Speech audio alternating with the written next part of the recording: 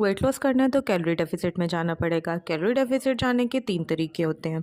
Number 1 diet, exercise and lifestyle modifications. अब lifestyle modifications और exercise ये 30% कंट्रीब्यूट कर रही होती हैं, जबकि डाइट जो है वो मेजर कंट्रीब्यूटर होती है, 70% कंट्रीब्यूट कर रही होती है।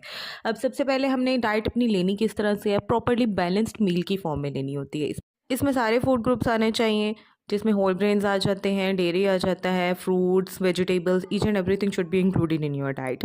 शुगर और कार्बोनेटेड ड्रिंक्स को कम्प्लीटली कट ऑफ कर देना होता है। इसके अलावा आपका जो मील होना चाहिए वो प्रॉपर्ली बैलेंस्ड होना चाहिए।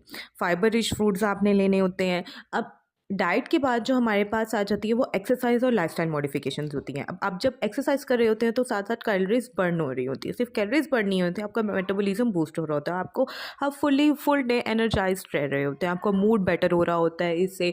इसके अलावा जो लाइफस्टाइल मॉडिफिकेशन है उनमें हमारे पास सबसे पहले हमारे पास स्लीप आ जाती है। आपका जो स्लीप साइकिल है वो कम्प्लीटली सेट होना चाहिए। आपने एटलीस्ट 6 to 8 आवर्स की स्लीप लेनी ही होती है और मोस्टली प्रेफर करें कि आप नाइट स्लीप लें।